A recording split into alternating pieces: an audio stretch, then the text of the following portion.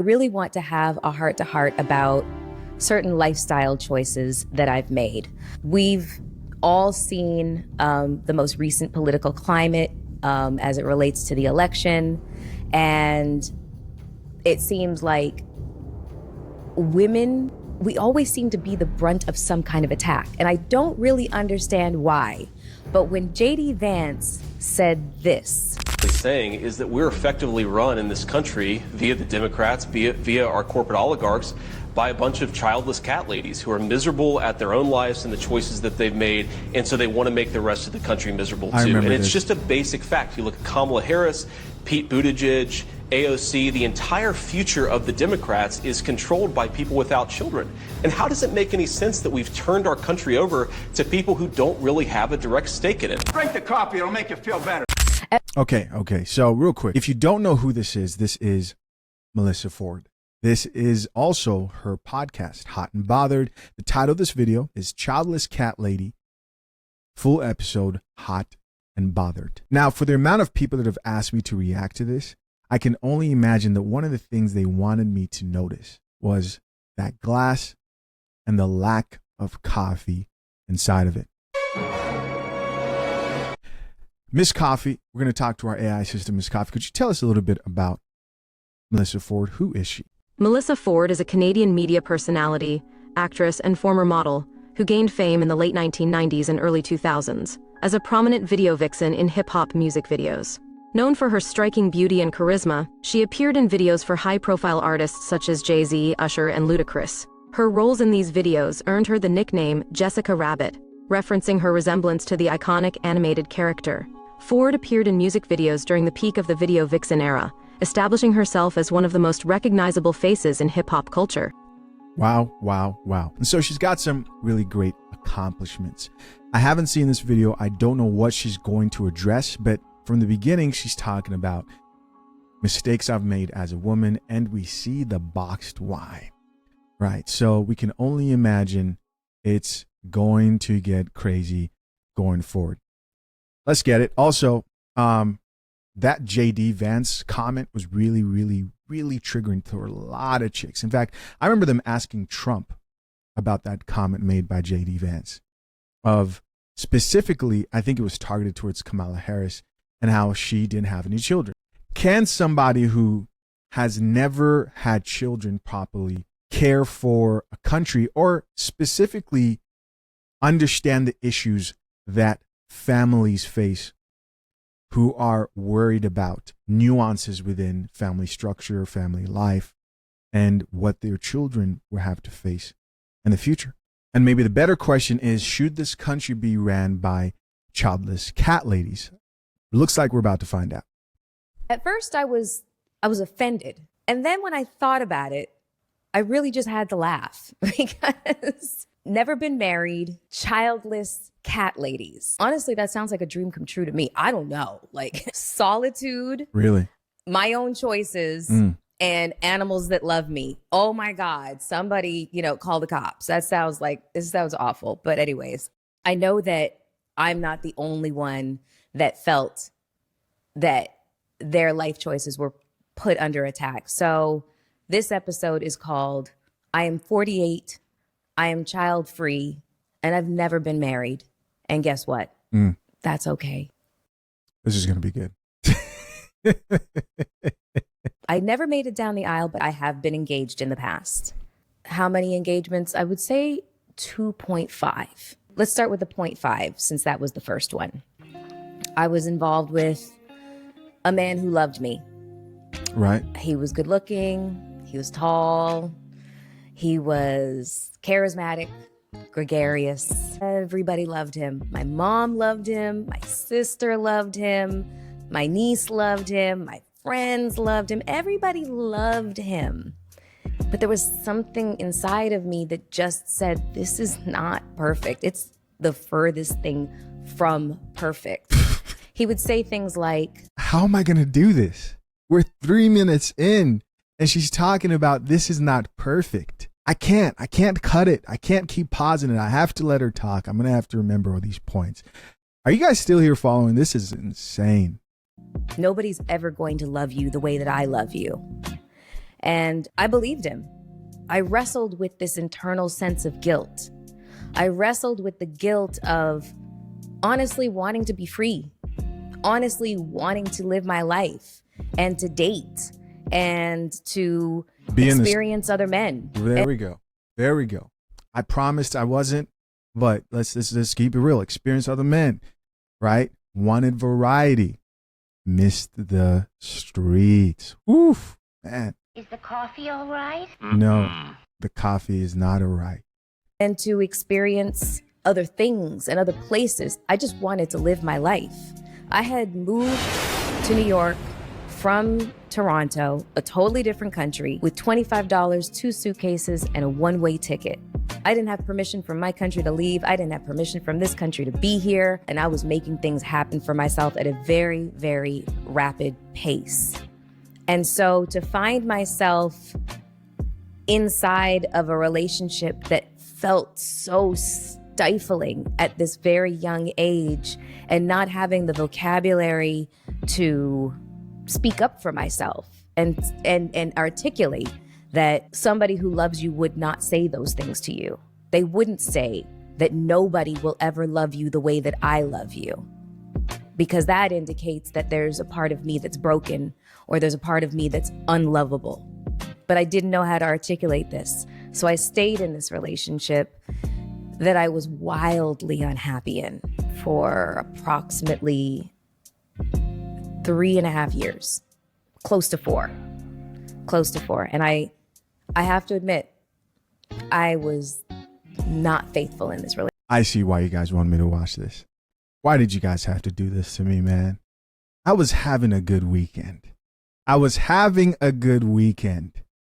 Oh, man, she set it up real nice, didn't she? Yeah, she made sure she put him in the position of the man who's saying things somebody who truly loves you wouldn't. You know, have to paint him like a villain, because let's be honest, probably would be a bold-faced lie if she got on here and said, yeah, everyone didn't like him, but everyone did like him. But she cheated. Nothing that I'm proud of, but I just chalk that up to I was really, really young and I was hood famous. What? You know, I was on the covers of magazines, Oh, on your local newsstand. So everybody recognized me. And that was another source of pressure that I felt being inside of this relationship rather than being free to explore all of my options. yeah. Lesson, don't date video vixens, gentlemen. If she's in LA and wants to get in music videos, just let the streets have her. That's just all that is. And so one day I was going through some drawers, you know, folding laundry, placing clothes, you know, in the drawers and such. And I found it. I found a box. And when I saw it, I said, please, God, don't let this be what I think it is. And I opened the box. And there it was. It was a ring. And the only thing that I could think was that it was an engagement ring. It sure as hell was not a promise ring. We were way beyond that. We were not in high school. I was not wearing this boy's varsity jacket. This was an engagement ring. And if I knew this man the way that I knew him, that proposal was going to be very public. And that terrified me. I didn't want to have to say no in front of our friends and family and publicly humiliate him. He did not deserve that, but I also could not see myself That's not the only thing he didn't deserve. saying yes in front of everybody just to save face, and then later on have to break it to him like that this is not something that I was going to be able to go forward with. So what I did instead was I packed up all my belongings while he was out of town. No. And put them in storage and flew back to Canada. And then I had the conversation about us breaking up over the phone. I know what you're probably thinking as well. Yo, Melyssa, that's up. I know. It took years for me to make peace with this decision. I have self-flagellated over this decision. I have beaten myself up every way to Sunday that you possibly can. I tried to reconcile with him at one point, which was a big mistake. Okay, so we're 8 minutes in right now. Let me just paint the picture real quick, so just so that we understand that what we're listening to is real life. We can give them the fact that they were both young. That's understandable. I've done stupid things when I was young. So have you. I know the coffee pod. You guys aren't too high and mighty to admit that. But this level of cheating is the type of situation where the only thing that comes out of this is a villain. And what's interesting is she says, I've realized that a man who truly loved you wouldn't say no one would love you the way I will. But she went back to him. So what does that tell you? That she regretted that decision and found a way to cope. And it's probably something that she heard in a therapy room with a therapist who says, he said that to you? Well, that's not right. You know, therapists, man, they'll say whatever it takes. And they have a way with words. At least the good ones do. When I say the good ones do, of course, I'm being facetious, because the good ones will tell you like it is. But at the end of the day, you have to be able to sleep at night. Has she truly accepted that that was probably her husband and she ruined that opportunity? I mean, she said 2.5 engagements. We're one in right there. This right here represents so many of these chicks you see out here, which is why you can't feel bad for them. You cannot.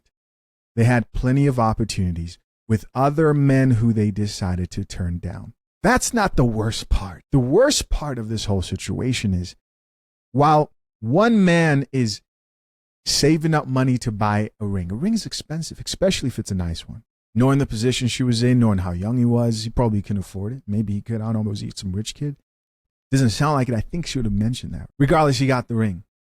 He's waiting for that special day. He hid the ring, professing his love to her while she's getting her cheeks clapped, fast, not slow.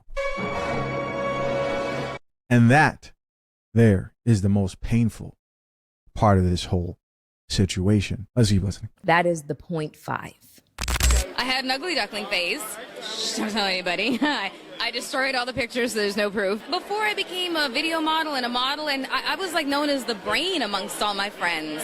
You know, so I was studying forensic psychology with a minor in English literature in university. So the fact that I started to become known more for my looks than my brain is kind of ironic. The attention just snowballed, and I started to see that I was able to, you know, make a business out of it. If it didn't make money, it didn't make sense. Society places an enormous amount of pressure on us to check certain boxes. The box of go to school and excel. You've got to pursue a career based on what you went to school for. Right. And you've got to excel and become successful, and you have to have your 3-year, 5-year, 10-year, 15-year, 20-year plan, all while you're in your 20s. Get married, get the white picket fence, and have 2.3 kids. Never figured out the point situation when it came to the statistics, because like, what's a third of a kid? But I digress on that. The problem with the boxes is that we never check in with ourselves. It is never, ever, ever our first thought as to, well, what is it that I actually want? I am now, welcoming into my circle a lot of women who checked all those boxes. And for all intents and purposes, a lot of the stuff really actually did not work out. Yes, they ended up with the children, but they ended up in sometimes a loveless, sometimes an abusive, and sometimes a marriage of convenience. Is that what they told you? Is that what they're out here telling everybody as an excuse of why they left a marriage? Sometimes they didn't even get the marriage. They just got the kids, and they inherited a whole lot of struggle and strife. That's right. And it's not to say that their choices are better or worse than the choices that I made. These are just choices. But for us women, I feel like our choices oftentimes have never really, really belonged to us. And when we have tried to exert our sense of independence, we are shamed for it. At this point, let me go on to the second engagement. So I'm 28 years old, and I have left the previous relationship, the point five, and I have met this man who, the minute I saw him, I knew I was going to be with him. He just was it. I don't know how to describe it. And the second I heard his voice, I said, I'm going to marry this man.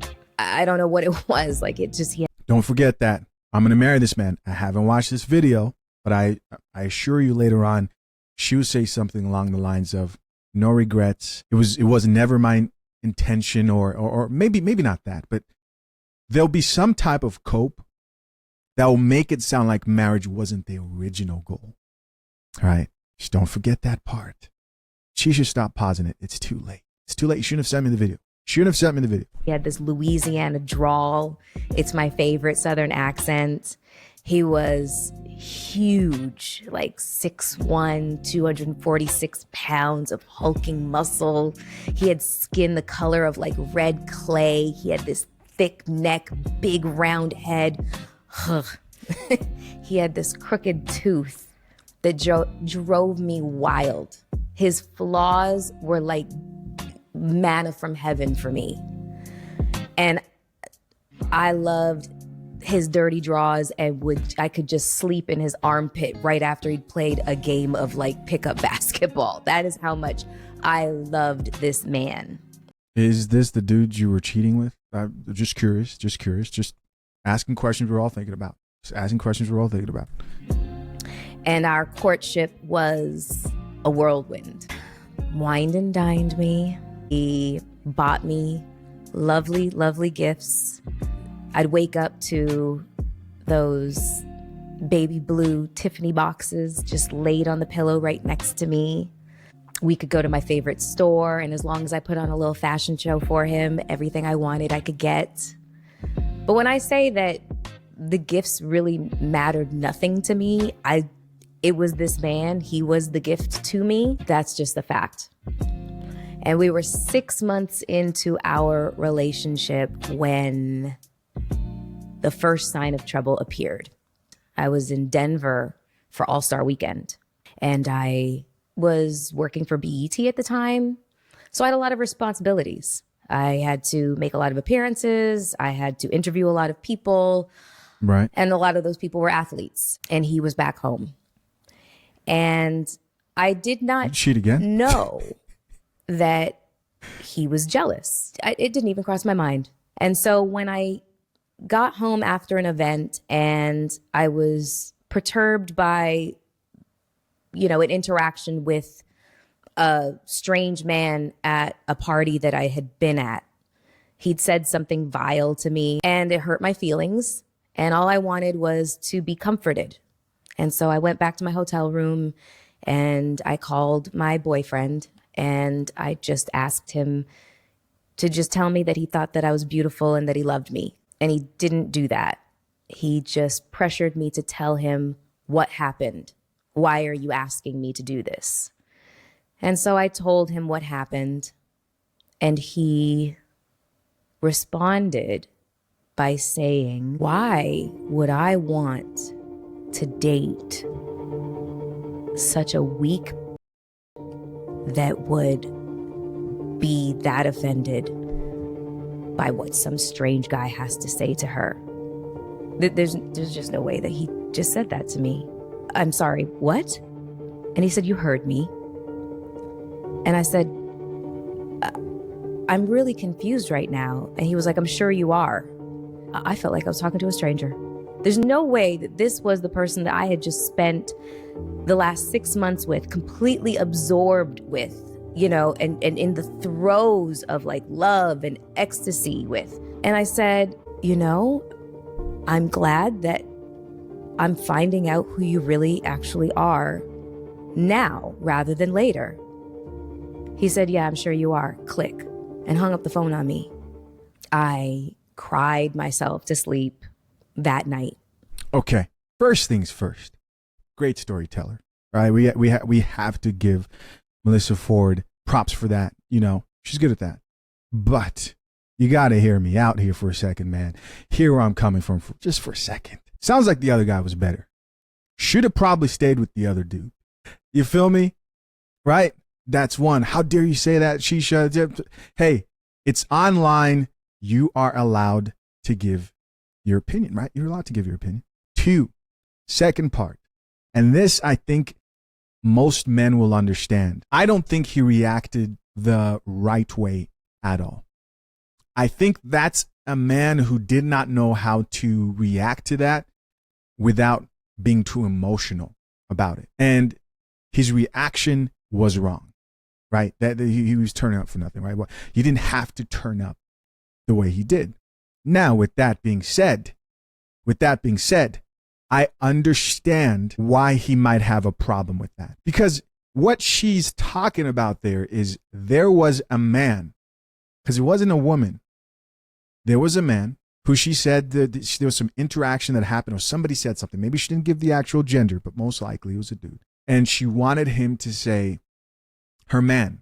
She wanted her man to say, "You're beautiful. Tell me I'm beautiful." Wait, she did give the actual.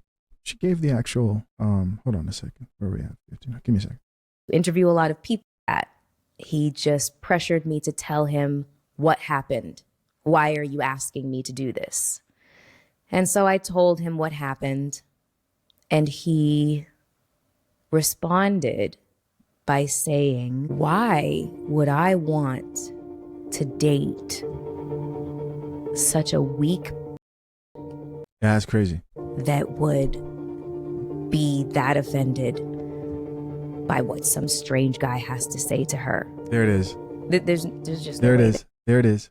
So, strange guy. If you're that offended, and no, I'm not saying that if someone says something to your woman or somebody who you care about, then you shouldn't be there to comfort her. But it depends on how broken down she was. Was she so broken down that she was bothered that another man didn't give her validation? Because that's what this is. It's validation. Being told that you're beautiful enough. Chances are, based on what she was asking him to do, he probably told her, "Hey, you're not even that cute," or something along those lines, or lowered her self-esteem in some way, shape, or form. And yes, I could see a dude being a little bit uneasy about just how much you're valuing another man's validation and attraction. Again, this is not me saying men should go around talking to women like this. No, I do not support it. Right? You got to be very straightforward with this stuff, because people love, "Oh, you're encouraging." No, got too emotional. But don't forget the other part that went along with this. What do you guys think? Comment down below. And the next day, I had to cover a ladies' luncheon, the wives of the NBA. And so I had to be perfect and pretty. And I had to act like the man of my dreams had not just told me to basically go F myself. And so while I was getting ready, a large bouquet of flowers was delivered. My makeup artist said, "Mel, you should read the card." And it said, "You're beautiful to me and I love you. And I'm sorry." And then his name. I burst into tears. It just flew out of my face. So basically my whole beat face just melted. And I called him and I said, "I received your flowers." And he said, "I am so sorry." And I told him, "I'm going to forgive you because I love you. But you can't ever speak to me like that ever again." Right. He's like, "I promise I won't." So whenever people wonder, how do people end up in relationships and why do you stay? The reasons are aplenty. But I will start by saying that that is not the way that it begins. It begins with love bombing. It begins with flowers, candy, gifts, and the wonderful sex, and the cuddles, and the pillow talk. And this is how it begins. Hopefully this doesn't get any worse. And it can last for a lengthy amount of time before that person really shows up. The true version of themselves shows up. And by that point, you start to bargain with yourself and they start to apologize. And their apologies are usually very, very sincere. Because at the end of the day, I truly believe that they believe their apologies are real. They just have an illness inside of them. And I would also venture to say that the first signs of are usually not physical. And by the time it gets to physicality, you start to reason that you were an active participant in it. You start to reason with yourself that you started the fight by angering him or saying something that was out of pocket. Or you reason with yourself that you are no shrinking violet. So it's not like you got and cowered in a corner. You fought back. These are the things that you reason and bargain with yourself that allow you to stay in this level of toxic relationship. And so as much as I would love to say that that was the last time that he spoke to me in that way, and that was the last time that I received it, that would not be the truth. We were together for another year and a half, and I accepted his marriage proposal. And a lot of you would probably be asking, why would you do that? Why Right. would you accept the marriage proposal of this man that was so towards you and unfaithful towards you and really bad at it? Like, I found out everything all the time, and I don't really have an excuse for it other than I was addicted to him.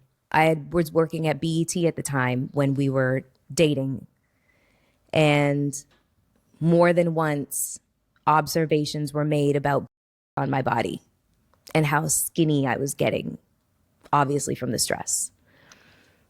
And people had voiced concern for me, but I just shooed them away. We tussle. It's fine. No problem. You know, when I hear that, I don't actually ask myself, why did she do that? Because why did she accept that proposal? Because, you know, at this point, I can't act like I haven't heard many of these situations and stories. The place my mind goes to is, where was your defense as far as your family, as far as your father? You know, one thing that's very clear about that statement that was made by J.D. Vance is, if you have women who don't have children, and even worse, maybe don't even have a father figure who they respect enough to take their guidance, people who will protect them if they're in bad situations, then that's a really bad place for a young woman who's just excited and thrilled about life and trying different guys, like she said, having different experiences with different men. You're setting yourself up for the potential of a really terrible situation. They don't want you to say this type of stuff. They don't want you to say that fathers are important for this very reason specific. They don't. They do not want to hear it. But the evidence is all around us, and it's true. Maybe she will mention her father later on. But that's the question I have. Were there adults talking to? This is why fathers are important in a woman's life in particular, and also a man for sure. But there really was a reason for concern. I stayed through it all and accepted the marriage proposal. The final straw for me was his reaction to finding out that my mom was ill. I had gotten a phone call while I was out with him and his family, and he was acting up as per usual. And I got a phone call from my aunt telling me that my mom had been rushed to the hospital. I was in Texas. So in order for me to rush home to see my mom, I would have to leave Texas, go home to New York, pick up my passport, and then go to Canada. Right. And when I told him what was going on, obviously I was looking for empathy and sympathy and compassion, and that was not what I got. It was on this day that I finally could see the forest for the trees. If I stayed in this relationship, in 10 years, I would have that white picket fence. And I would have the 2 kids, and I would be an abused woman, hiding her bruise and her broken bone and her scars from her family and her friends and society at large, because I was a forward-facing media personality / model. My mom's sickness was, strangely enough, a blessing in disguise. And that relationship came to an end. And that was the first full engagement. So 1.5. So that's where we are right now. Any advice? All right. Now we're going to say the things we're not allowed to say. The things we're not allowed to say. We are about to serve some coffee. Drink the coffee, it'll make you feel better. This is sad, right? She's saying, if I'd have stayed in that marriage, then I would have been a very, very hurt woman, would have suffered severely. I agree. I'm glad she didn't stay. And other women who are in that type of a situation, and men who are out here in situations. Yes, men get too. I'm glad you're not still in that situation. No human being should be in that. And if you're in that, then you need to do everything possible to get out of that. And I'm glad that she did. With that being said, I do find it ironic, and this isn't just pertaining to Melyssa Ford, but most women, when they talk about retrospect and looking back and thinking to themselves, I could have been married. Well, they'll bring up all these men who I wanted were abusive, and a lot of wives aren't happy, right? It's all centered around how miserable they would have been if they would have been given what they want. But there's never enough consideration that there are healthy marriages out there, and there were other what? There were other what? What were there other options?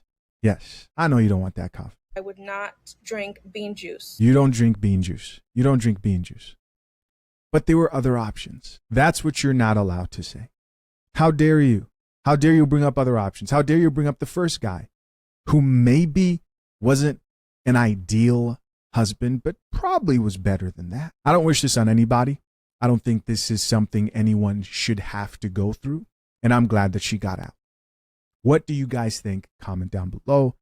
Let's keep listening. Any beautiful woman out there, try and make it. Any advice you have to give? Because I know it's a hard struggle. Understand that there's no shortcuts involved in this game that nobody will ever tell you. That you're asking for a lot when you want to become, as visible as, some people on this carpet or for that. Yeah, exactly. The right way. It's just be careful. Be careful what you wish for. When I was 20 years old, I had this boyfriend. His name was Tony Smith. I could say his name because, you could throw a rock and hit a Tony Smith. It may as well be like John Doe. He was from Greensboro, North Carolina. And he had come up to Toronto to play for the Toronto Argos, which is a football team in the Canadian Football League. Right. And he had played in the National Football League, the NFL, for many years. And a lot of NFL players, when they're not ready to hang up their cleats, and not ready to kind of be put out to pasture, they'll come to the CFL. And so I met Tony at this festival called Caravana in Toronto. He was so beautiful. My God, instant attraction, obviously. And we started dating. We genuinely liked each other. We liked each other to the point where we could say really, really offhand things to each other. For example, he asked me what my fantasy was. And I got this look on my face.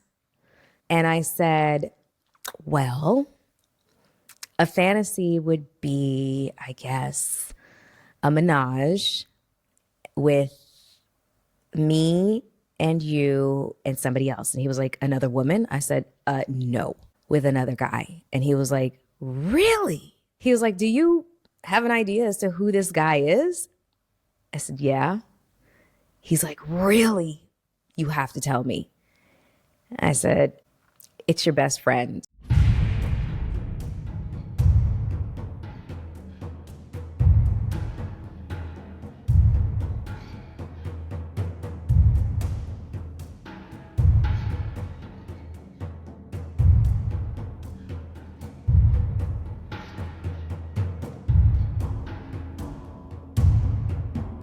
Wow. Yeah. Yep. Stay away from the video vixen. Stay away from the chicks who want to climb up the Hollywood ladder. And I expected him to maybe slap me. I don't know what. I mean, hey. But he threw his head back and roared with laughter. And I was like, wow, that was not the response I was expecting. And he said, do you want me to make that happen? I was like, oh my God, that is so sweet. No, absolutely not. It is just a fantasy. It is meant to stay there. But just the fact that you were open to it, and don't make me feel shame for feeling this way. He was like, why would I make you feel that way? So listen up, guys. Listen up. Listen up. This is another very pivotal moment. This right here is the type of non-judgmental space that modern women desire. This is what they want. They don't want there to be a structure of how life works, right? And also other men who are what they would call themselves more progressive. If you're somebody who values more traditional norms when it comes to relationships, then you might think, okay, there's an ideal type of way to do things. And the more you veer out of that, right, the more you're thinking of fantasizing, because let's keep it real. Everybody has fantasies. We're going to keep it real here on the Coffee Pod. Everybody has fantasies, but to voice it out and to not get judged, or to dress the way I want, not get judged, or to have a 304 past, not get judged, that's a perfect world for a woman. No judgment. Just accept me for who I am, no matter what I do. Our modern women wants no accountability. Nothing. Zero, right? But you, my friend, you mess up out here in this life. You don't rise up to the expectation of who you're supposed to be as a man. In society, they'll definitely tell you where you fall and where you fall in the totem pole. This is the delusion of modern women. Oh my goodness, he didn't judge me. This man is perfect. And Tony, I don't know. He maybe he was just an anomaly, but wherever we would go, no matter how scantily I was dressed, he would let me move around the party as I felt the need to and interact with anybody. And he would just sit there and just watch me with a smile. At one point, somebody stood next to him and asked him, like, aren't you afraid to let her walk around like that? And he was like, absolutely not. She's going home with me. I don't have anything to be worried about. And we all know a dude who says that. Like, bro, we've all smashed, right? Well, I don't care, bro. She goes home with me, bro. Jeez. Cut that dude off. Nah, you don't have to cut your friends off. It's a bit too much. You want to know something? He was absolutely right. His level of confidence and knowing that I had eyes for nobody but him was what made him so much more sexy to me, so much more attractive, and made me like and love him so much more. I wish that I could say that the vast majority of my relationships went like this, but they didn't. Let me remind you once again, this is that. You're insecure if you don't want her to go on girls' trips. If she can dress as scantily as she wants and you have a problem with it, then you're insecure. I don't care if you call me insecure. Get out here and stand for what you believe in and value as a man. Don't allow these chicks. So what? You think I'm insecure? What does that do? People allow words to really, really affect them a bit too much. I was raised as an only child. My father was a Rolling Stone, and I am the youngest of 11. But I am my mother's only child, and I was raised in a 2-parent household, just me on my own. I used to wish constantly for a brother and a sister or a twin. It was around 6 when I figured out the twin thing was not going to happen. But I really wanted a brother or a sister because I was lonely. And I was smack in the middle of a very tumultuous marriage. Some of my earliest memories as a child are of my parents arguing and physically each other. At one point, I was 5 and I got in the middle of my parents physically each other. My mom was holding a glass pitcher above her head and was prepared to on my dad's head. And I want to say that this was in defense of herself. This was her protecting herself. Wow. So needless to unfortunate. say, my first introduction to marriage and how men and women, the expectation of how they interact with each other on a romantic level was very, very, very, very traumatizing. Right. And they didn't do anything to try to correct it. They didn't sit me down and explain things to me or apologize to me. I think that that's something that parents really miss the mark on a lot of the time, is that you are not perfect. You are human. And to be a human being is to err. And sometimes you do things to unintentionally harm your children or traumatize them, and they deserve an explanation and they deserve an apology. When my parents were not arguing with each other, they were staying as far away from each other as possible. And what that meant was I was left home alone a lot. Okay, so this explains the father situation I was talking about earlier. Yeah, there's a difference between a father and a father who's present in your life. She says he was a Rolling Stone. You know, the like actual definition of that is someone who is all over the place and isn't settled down. So she didn't have a present father in her life. So one of the main reasons why my parents never said no to me when I wanted another animal. I had nothing but cats and dogs and birds and fish all over the house. I feel like animals saved me. It sounds strange. Like I'm like, Mowgli or something from what's that book called? The Jungle Book? Yeah, I'm Mowgli from the Jungle Book. But yeah, that was my reality. My parents would come home late at night. The animals were the ones that took care of me. Thankfully, I didn't burn down the house. But this left an imprint on my brain as to the way that men and women interact with each other. And it left me with a very serious internalized distrust of men. I think that this is where I developed the disconnect of wanting to create progeny.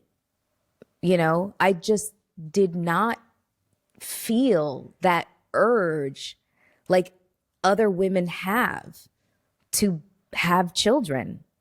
I just want to also really point out that when you decide to procreate with another human being, when you're out here, whether you're a man or a woman and you're not protecting your seed, you're a woman, you're not protecting your womb, understand that the consequences are far-reaching. It goes beyond just you.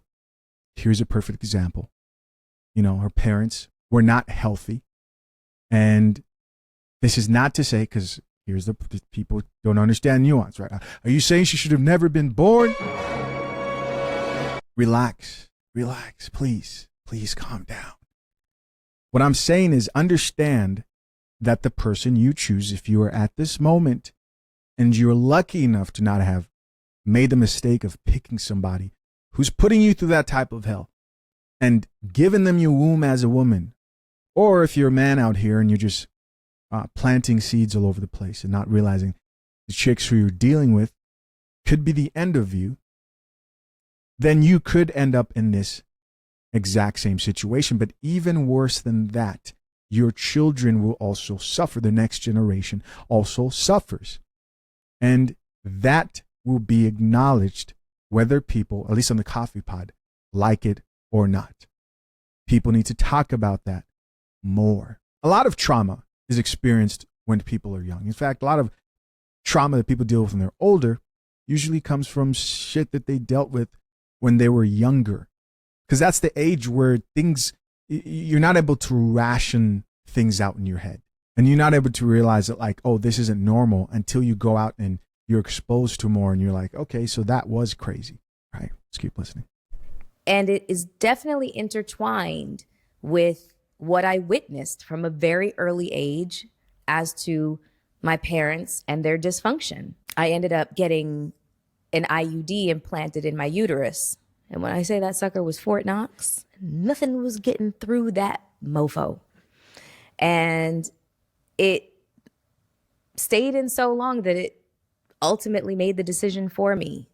But yet again, it's not like I felt any source of pressure. Wait a second. What does she mean by made the decision for you? As in the IUD made it so that she can't have children? Let me look this up. Miss Coffee, can an IUD, if it stays too long in a woman, make her infertile? An intrauterine device, IUD, is generally safe and highly effective for contraception, but if left in place beyond the recommended duration, it could potentially lead to complications. While rare, these complications might increase the risk of fertility issues. Did I hear that wrong? Because it sounds like that's what she was alluding to there when she said that very quickly. Which leads me to the last engagement. When I was approximately 36, 37 years old. And I'll be honest, I thought that I was in love with this man, but I wasn't. What I was traumatized from an experience that had happened to me on a cruise ship where I was almost, and I could not be in the room alone with my own shadow. That's unfortunate. Yeah, in case you guys didn't hear it, she was almost taken advantage of in a cruise ship. I was so traumatized by what had happened to me that when this man appeared, he was offering safety and security. He was physically huge, but he also came with a very secure lifestyle and a lot of security. And so I felt safe. And that's the only thing I was looking for. I was looking for safety. And so I lied to myself. And it was very easy to do that, to just dive in head first, forget the rocks below. And during the process of this relationship, I started to realize that I was losing myself completely and totally. Friends had started to notice, Mel, you're paying a lot of attention to his career, but what are you doing about yours? And I didn't want to hear it. I actually did not want to even hear my own name. I didn't know what it meant to be Melyssa Ford anymore. I had no clue. The sound of my own name gave me goosebumps, and not in the best way. I was having a massive identity crisis. And so when he proposed, he didn't even get the full words out before I said yes, because I was running from myself. I was running from my truth. I was running from the healing journey that was on the horizon. I was running, and I was trying to put the blinders on. But there was always that internal sense of that steel core of resilience and tenacity inside of me that said, Melyssa, this is not your truth. Okay, it's time for another one of those things we are not supposed to say. But this is the coffee pot. There's a video that I did a while back by a therapist, a female therapist, who was talking about how when working with women and men in counseling, she was really talking about the male perspective of dealing with men bringing issues towards their women, but specifically in a counseling type situation. And she said something. She said, as a therapist, I had to learn from another male therapist. How do I say this without? I have to say this so that it's understood. I'll reinterpret it. She said, I had to learn as a female therapist to not believe women's stories. Previously on the coffee pot, I have been trained, very strongly trained by my mentor, to never believe a woman's story in her marriage. I cannot tell you the amount of times that I have gotten sucked into a woman's story because we are so convincing. We are so manipulative. We know how to dramatize and exaggerate the circumstances and experiences in the marriage to suck someone in, to feel sorry for us, to validate us in our victim story and have even really no awareness to question that story from a woman and try to understand, well, what would the husband say, or what's his experience, though, what's his side of the story, and we bring that into therapy. So like I said, I can't tell you how many times over 10 years that I got sucked into a woman's story, and my mentor had to help me break through my cognitive dissonance and get back to the fundamental truth that I know. I've gotten so much better. It's very rare that happens now, but it can still happen because we are so convincing. It's just like, it would almost be blasphemy to not believe some of the things a woman says. And, oh my gosh, I'm so sorry. That's terrible. Maybe he's not a good man. Right. We are so convincing. And I've also had the pleasure over the years where I've worked with a woman. She has a strong story of her husband and how he can be aggressive or controlling and a narcissist. And she paints this story. And then I've had the pleasure to actually meet her husband, because she's tried to, we always want our husbands to change. So it's interesting. Women will convince their husbands to take my men's course, which is interesting because of what I teach men in that course, which is about all our woman ways and how men have to take their power back. But I've met these husbands, and I meet them, and it's like, oh my gosh, I can't believe she has this story of this man, because they're the typical good man, just loves their wife, is caring, is confused about how they're always wrong and can't be right. And when I meet the husband, it doesn't add up at all with the woman's story of him. So therapists are not trained to break through the stories of a woman. And because they're already biased. Unless they drink coffee. Now, in context, that does not mean that don't believe a woman who's been through a traumatic situation. No. She was saying that, women can be very good at structuring or presenting a situation and placing themselves as the victim in that particular situation. Shisha, do you not think that in the situation she's given, she's a victim? I do believe that in the situation she's given, that in those instances, she was a victim. That's not what I'm talking about. There's another point here that's missed, though. She brings up that she went through a traumatic situation before she talks about this guy. And usually, typically, what she brought up there is, again, something that somebody would hear within a therapy session.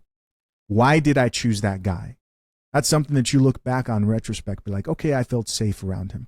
But her mentioning that situation before she talks about why she didn't marry that man, no, it's not me saying she should have married him. But I believe that was intentional. I believe that was 100% intentional. She said that I did not want to hear my own name. I believe her. I believe her. And let me paint you the picture as to why I believe her. At 36 years old, she's past the start, which is 35, of geriatric pregnancy, where you're now more likely to have things go wrong if you do get pregnant, which is why biologically women are encouraged to have children, start families earlier, right? This stuff is rooted in science. That's one. She did, however, say that her IUD contributed to that. Okay. But there's another thing that's happening there, right? She's getting older. She's getting older. She says, I was losing myself. Well, if you're a video vixen and your image, and you're doing all these appearances where you have to show up and look pretty, and your image and how you make money, the lucrative part of your brand, the center point is your physical appearance, then we know what the statistics say about women after they hit 30. There are plenty of dating apps that have done studies on these and have stopped these studies because it's too controversial, and the women, the feminists in particular, get upset. What happens? Well, turns out when a woman hits 30, we're not even talking about 35 or 36 here, but men in general don't find them as attractive as the mid 20-year-olds and the 24-year-olds. This is what the dating apps show. And this is not just the younger guys. These are men within a large age group. Well, Chisha, what does that have to do with Melyssa Ford? Well, that means that at that point, you're phasing out of the industry that would potentially, once you turn 35, start bringing in younger chicks. You start seeing competition. And so it makes sense that at that point, she's kind of wondering, where's my career going? Where's my life going? And I personally think, because an independent woman would say, you're losing yourself. I personally think at that point, the smart thing is finding a man who has something else going on. Not an abusive man, no. Not just anybody, no. But at that point, that is a smart move. Now, in addition to all that, she can do everything else she's been doing, right? The podcast, the co-host appearances and everything else. But she was naturally doing that because she probably saw that what she was bringing to the table, what she was usually used to bringing in front of the camera, her best asset, her looks. Another thing we're not supposed to say here. We're starting to fade away. Oh, you said it. You said it. I'm the bad guy. Drink the coffee, it'll make I'm the you bad feel guy. better. I know. One more time. Drink the coffee, it'll make you I feel know. better. I know. One more Drink time. the coffee, it'll make you feel I know. better. I know. Who's this guy think he is? I know. I know. I know. It's going to be okay. This is not your path.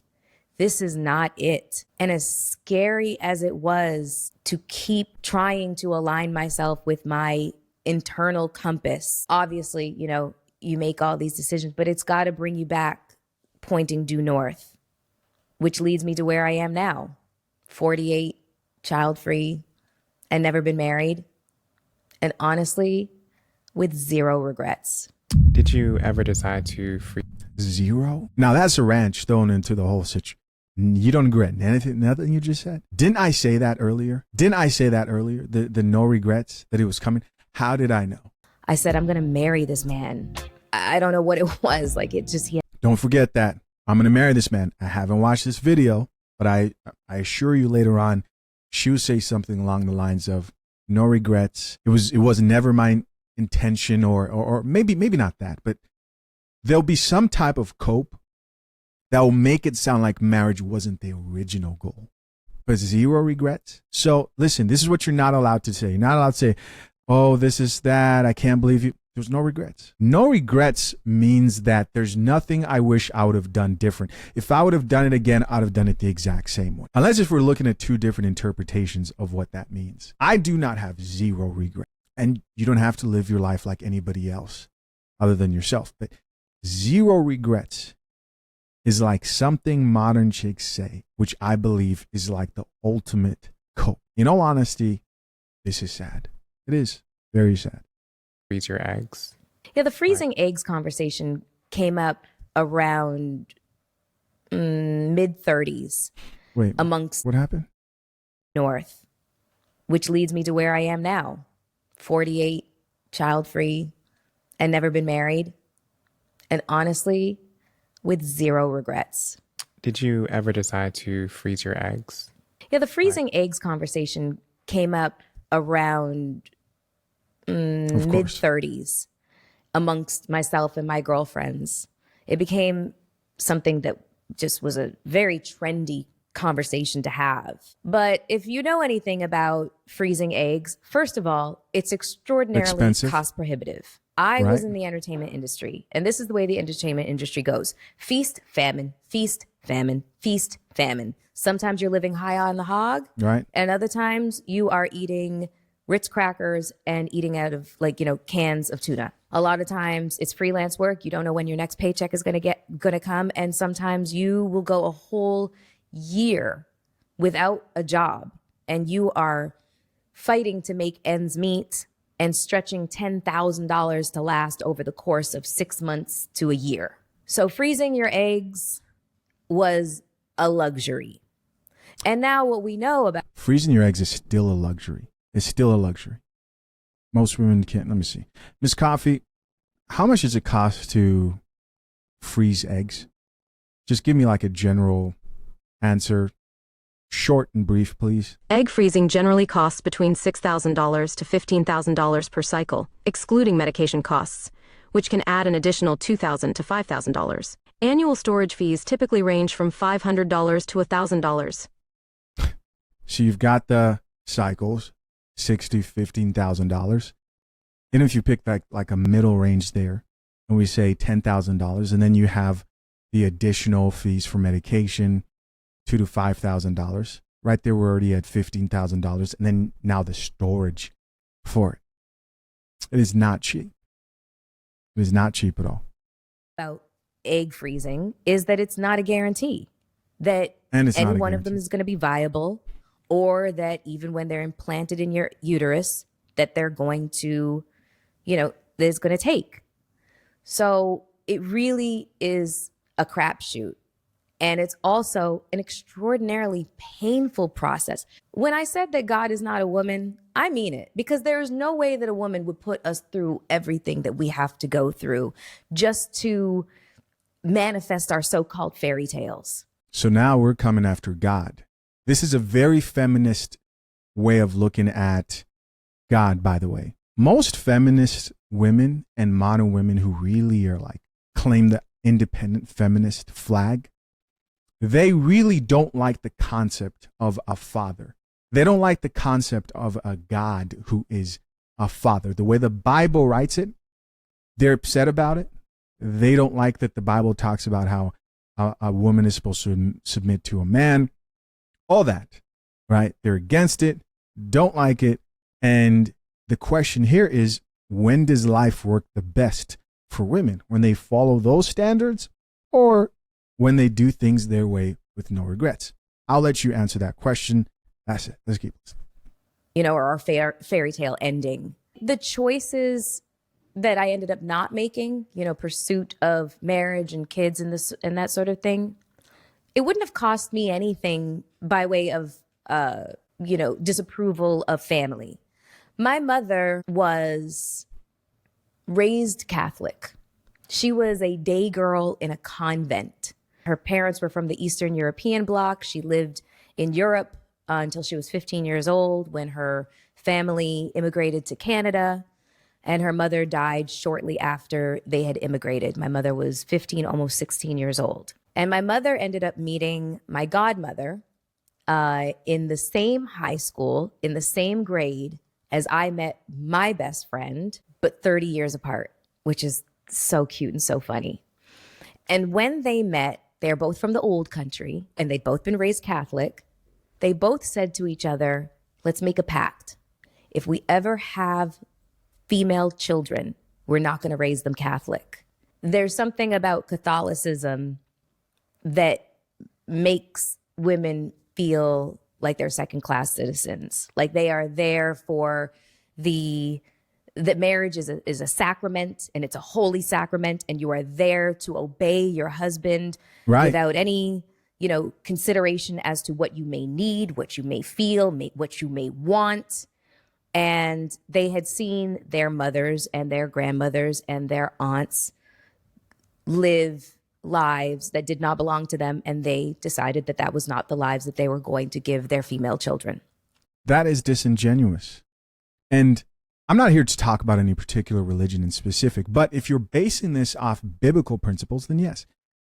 If you value what the Bible says, which, by the way, they also don't want you to do that. You want to say things you're not supposed to say. You're not supposed to say that the biblical way of approaching marriage is right. If you value that, you're allowed to live your life any way and which way you want. God has enforced any of us to adhere to any of his counsel instructions through the Bible. But it is disingenuous to paint a biblical principle of a woman submitting to her husband like she's not loved in that process. The Bible specifically says, husbands, love your wives like Christ loves the church. And you should love your wife very much so. She should also realize that she needs to obey the commandment of submission. Both of those are important. And yes, we can't forget men submitting to God. Now, for most modern women, they don't like that. They don't like the Bible. They don't like the idea that a woman is a helpmate. They want to be the main characters. They want to, it's kind of like, I've used this example before, right? It's kind of like how the serpent in the biblical story of Eve convinced the woman that she could be like God. The only difference now is you can be a man. That's the deception. How can you be a man? It's not eat the fruit. The fruit now doesn't represent the fruit on the tree. The fruit now represents a degree. It represents, I pay my own bills, right? I do all this stuff all by myself. And the question after it's all said and done is, did you have a good time? This is general. This is general. No, I'm not talking about her. But she's a part of that. That's the question. Did you have a good time? And hey, if you can look back and like Melyssa Ford and say, no regrets, I don't regret a single thing, and you tell a story that sounds like a nightmare to me, which makes me feel bad for her or any woman who's been through this, then you're allowed to have that opinion as well. But I just had to say that about the Bible in specific, and God, who she was upset represents a father and a more masculine figure, it sounded like. So my mother had me, and my godmother Renata had a daughter named Laura, and we were not raised religious at all. To the point where I literally told my mom, I was like, can I go to Catholic school? She was like, no. Let me say this to give her some grace here and give her a point that she's very much making, in a sense, is religion can definitely get insane and crazy, right? And that happens when people now detach themselves from principles that I talked about earlier, like basic principles like how you treat others, love, so on and so forth. It has its dark parts, just like everything else. You can be very patriotic, but then that patriotism can also go too far to the right. You can be very passionate about something. Now, when that passion puts you in a position where you're neglecting the people you love, your family, and they never see you, so on and so forth, whatever it is, then that becomes, toxic. I really just wanted to go because I liked the uniforms and I didn't want to look for something to wear every single day. But my mother was steadfast that no, any curiosity that you have with religion, you can go and seek that out on your own. But I'm not going to hold you to, an indoctrination that doesn't really belong to you. You make your own choices. And so when it came to checking boxes, my mom had already decided what my daughter's life is for her to live. And I'm lucky in that way. I'm very, very lucky in that way. My mom gave me suggestions and she made observations, but they were always so subtle. And she always knew that I was going to do whatever I wanted to do, however I wanted to do it. And that was the end of the story. I was a very strong-willed child, strong-willed teenager, strong-willed young lady, strong-willed adult woman. So I was never subject to those checked boxes, but I found myself in conversation over the years with many, many women that felt that pressure. And when it comes to those checked boxes, as it relates to marriage, I'm not sure if the vast majority of us go looking for these as factors in why we choose somebody. I think a lot of the times, as long as he's a good provider, that's the biggest check mark. Does he look good? Is he presentable? Do we have some things in common? Does he plan on being a good provider? Do we both want kids? Do we both want to get married? These are the things that people ask themselves, and this is what helps them make their decision. But they find out years into the marriage that it takes so much more to make a marriage successful than just those things. One of the main things that I think is missing, what is it, from a lot of people deciding on getting married is how much of a friendship have you built with this person? Because like outlasts love 1,000% of the time. Through the course of my career. Okay, that's a good point. That's a good point. right? And she's probably realized this a bit far too late. Like does outlast love, but more, commitment to values and shared values there too. I thought she was going to say love, but I agree with that. In fact, that's something that I actually had to learn later than I probably would have liked. And being married now, I see that more and more. I was under the assumption for a little bit that you couldn't have a friendship with your wife. I think I've made maybe like a couple of videos that talked about don't treat your wife like she's your friend. And I think the reason why I've heard men who are older than me counsel in that way, and I also believed that personally, the purpose there is that someone can start mixing up you and confusing you for just a friend. And as a man, you lose that respect. But there's a book, and it's written by the Gottmans. Let's see if I can find it. How to Make Marriage Work, I think it's called.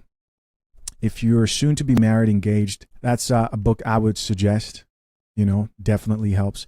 It's called, here it is, The 7 Principles for Making Marriage Work, John M. Gottman. And in that book, they do a lot of extensive studies with couples who have all types of different dynamics when it comes to how they communicate, when it comes to how they argue and how they fight. And they found out that it wasn't really how couples really fought. You had couples who didn't fight that much, but still didn't last long in marriage. You had couples who did go back and forth often.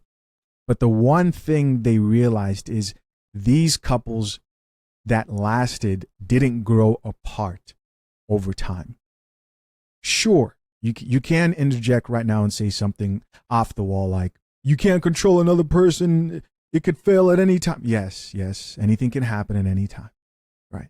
But if you're somebody who values marriage, then it is in your best interest to then think, how can I make this a more pleasant situation? How can I set myself up for success as much as possible, seeing as how it's one of the most risky things you can be doing in today's society? And then on top of that, you go over to fathershaverights.com and get yourself the #1 guide to drafting a solid and legally binding prenuptial agreement that was put together by some renowned top attorneys, hosted by yours truly, Chisha Zed. Get it for free with offer code REVIEW.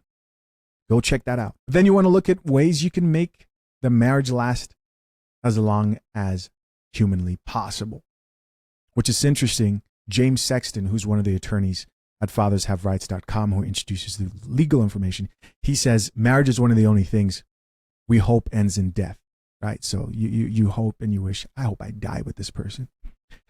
But friendship is important in the sense that people usually grow apart because they don't talk and they don't grow with each other. And so in today's busy culture, it's really easy for that to happen.